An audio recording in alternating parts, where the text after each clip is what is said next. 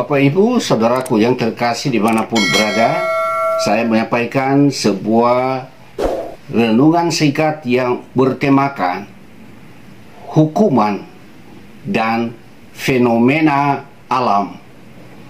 Saya membacakan ayat firman Tuhan yang diambil dari kitab Bilangan pasal 16 ayat 30 sampai 32 dan dilanjutkan di ayat 35.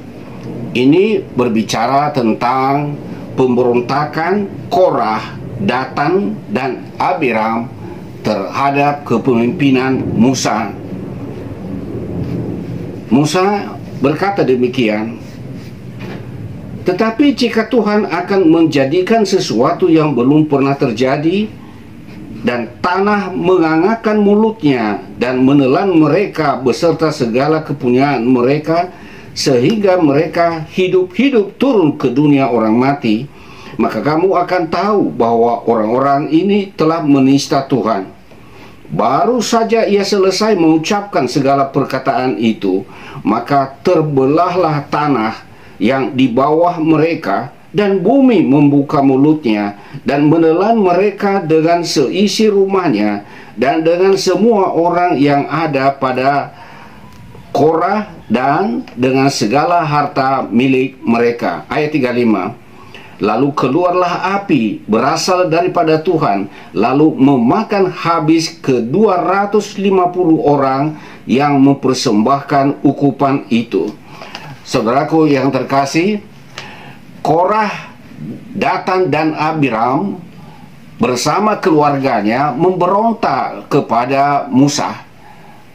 Bahkan mereka berani membakar ukupan, padahal hanya imam yang dapat melakukan hal yang demikian.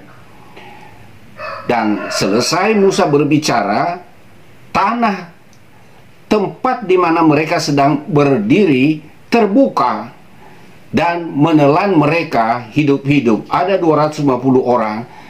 Dan seketika mereka masuk ke dalam lubang tanah itu, ada api yang keluar dan membakar mereka hidup-hidup.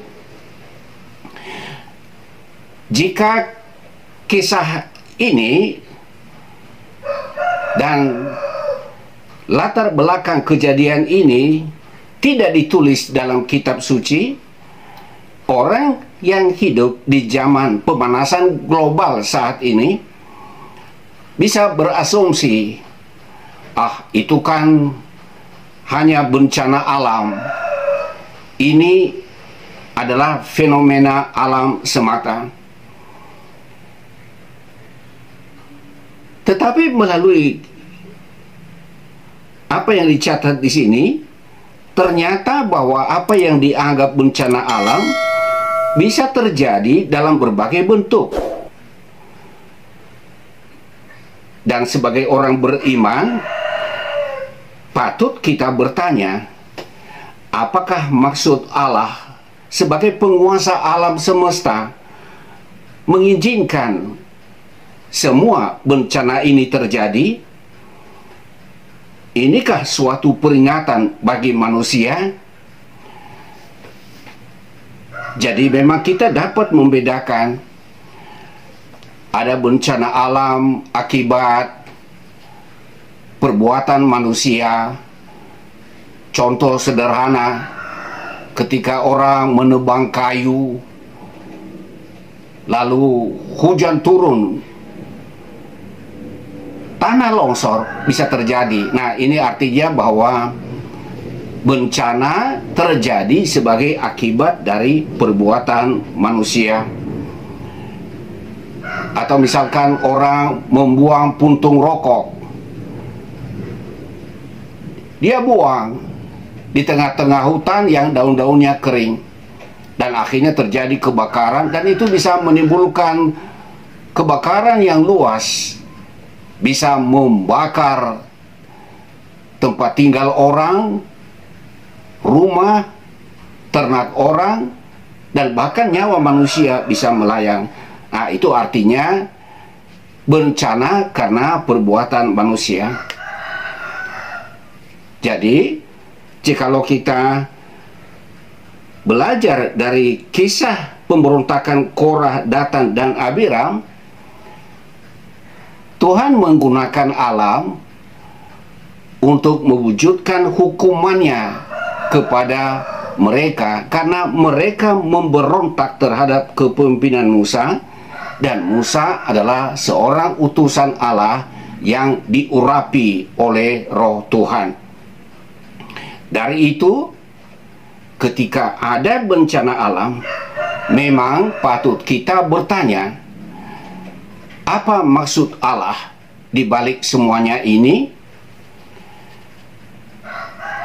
Apa tujuan Tuhan mengizinkan musibah ini? Semoga renungan ini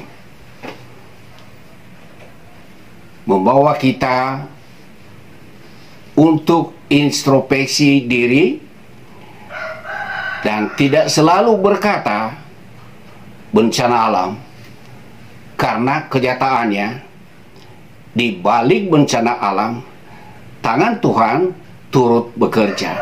Semoga menjadi berkat bagi kita semua. Tuhan memberkati.